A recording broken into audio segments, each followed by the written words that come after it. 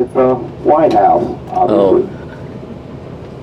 Of course, today the National Park Service here at the park has named it Shirley House. Soon after it was acquired from daughter Alice in 1900, it was in a lot of disarray, disrepair. It looked really bad. Gains possession of this area in 1899 and establishes it as one of the 5 initial national military parks. Brigade Commander Thomas Ransom, whose area of operation is here, orders him to have 2 of his Napoleon 12-pounder Napoleon cannons dismantled. And he needs them to move those 2 cannons to the left side, and these 2 would actually end up together during the remainder of the war. She got special permission from Grant himself to accompany her husband on the battlefields. Powell was given a commission to go survey the Colorado River. Emma does accompany him, and she is an ornithologist, a study of birds. So they're having a good time as studies of nature out there. But anyway, if you ever go to Grand Canyon, and you get see or get on Lake Powell, that's named after John Wesley Powell. Up here on the left, we have the tall Doric column dedicated to the sacrifice and service of the Wisconsin soldiers that served here with Grant during the Vicksburg campaign. The Romans would use temples during their campaigns, and they all had steps in front of them, and they all led to a road, and there would be some symbolism of where the commander is. You may recall when we had the Illinois Memorial, we had the golden eagle that was up top. It was actually made out of bronze. It's gilded in gold, but that symbolized the location of where the commander is. Well, we have another eagle here, and he represents 2 of the mascots we talk about here during the tour of the Vicksburg campaign. This is introduce you to Mr. Old Abe, named after Abraham Lincoln. Of the 8th Wisconsin Infantry survived several attacks, but they note that the soldiers noted that during the attacks he became very excited, would be screaming, flapping his wings, but leading the charge, and he was a morale builder for the troops of the 8th Wisconsin Infantry, part of the Eagle Brigade up under Sherman's Corps. 700 soldiers of the Illinois Memorial. But Old Abe would be mustered out in 1865 with the rest of his unit, the 8th Wisconsin Infantry. He was a war hero. I mean, he was lying right over in that tree line right there to our left. But he was killed here on May 19th, 1863 during the assault against the 27th Louisiana Lunette Confederate. Tree line there when we were back there, but yes, historically correct when the park is established.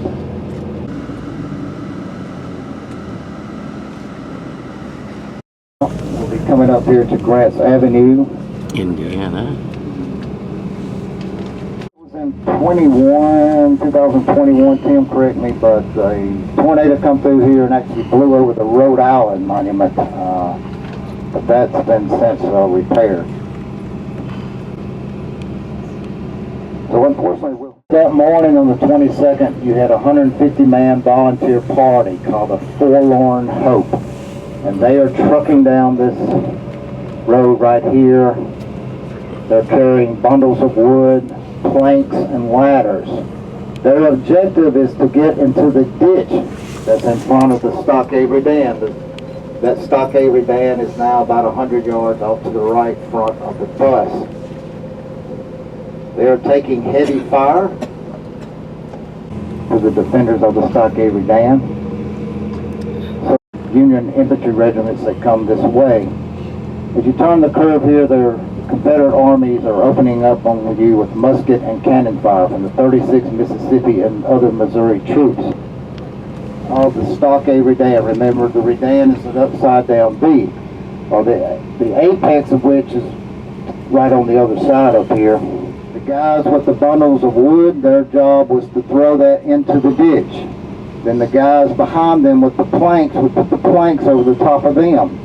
And then the design of that attack was that the follow-on troops with the ladders would cross over those planks, place their ladders against the slope of the stockade redan and assault up into there and get a breach.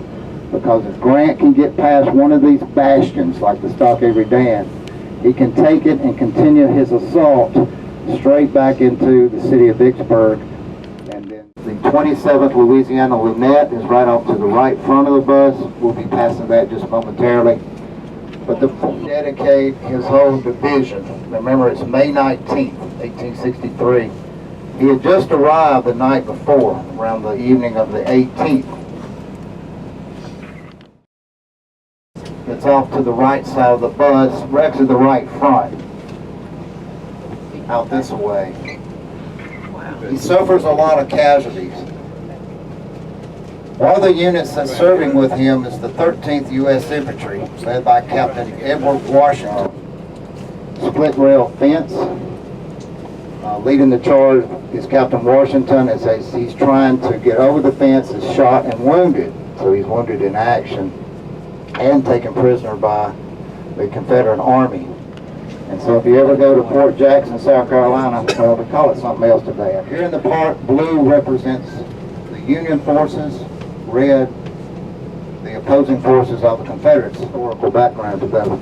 Folks, we're at the position known as Thayer's Approach, one of the 13 approaches that Grant has his army dig here. The sea down there, the paved road, that obviously was not here during the siege. And Grant, once he recognizes that, he doesn't want to force any attacks across there because he's scared he will lose more troops, have more casualties, and you can understand that why. But I mentioned the road was not here at the time. That would have been just a dirt berm along that, I call it a small ridge line. So they decide to dig under that because they don't want to come over it because they'll be exposed to Confederate fire here. So they dig through there, and you can everybody see the brick and mortar tunnel? And they built this big sap roller, this roller made out of bundles of wood, and they would place that in front of them as they dug the sap. And as they got a little bit further up from digging, they would roll the sap forward, and they continued to do that until they got up to this point, the defensive line.